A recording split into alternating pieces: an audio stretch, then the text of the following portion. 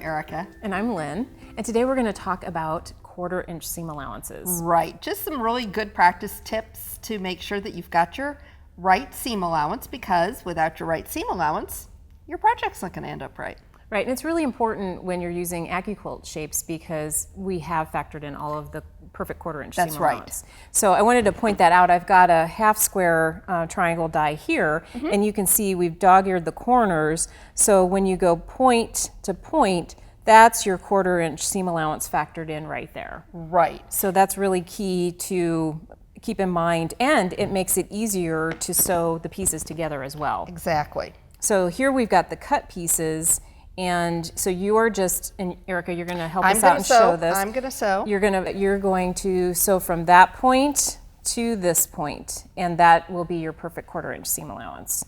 So I'm going to turn that over to you. Okay, so you want to make sure that you check on your sewing machine, because a lot of sewing machines will have that 1/4 inch seam allowance, but it may not be that your machine is set up to default to that. So before you start sewing, it's always a great practice to check that out and make sure. Right, and there's also, most sewing machines don't come with a 1/4 inch foot, but I wanted to show you, this is an example of one. It has this little guide on the side, and that will also, you just tuck your fabric up underneath that little guide right there, and that's where, that'll be your 1/4 inch. So if you're if you're a beginner and you're in the market to purchase a new sewing machine, to me this is a must-have to get this 1/4 inch seam allowance foot.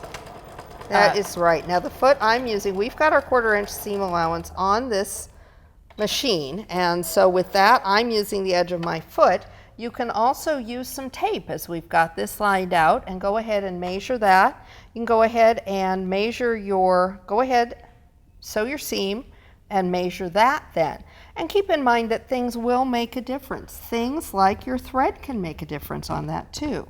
So Lynn, I'm going to let you go ahead and finish pressing that out. Okay.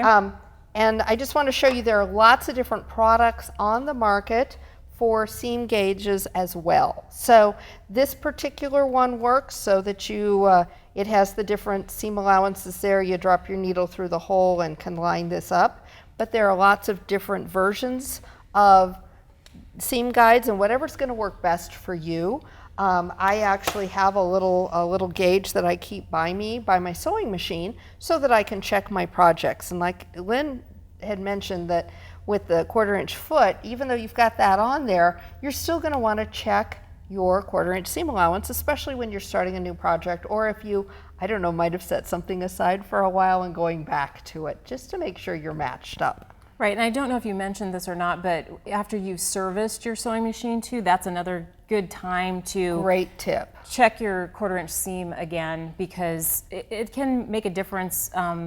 Once you get your sewing machine back, that maybe some things have actually probably moved back into place. Great. And that happened to me, and so I can tell you that you definitely want to check it after that situation. So I think you've gathered that Lynn and I have learned some of these things by experience, and we're just really happy to be able to share them with you.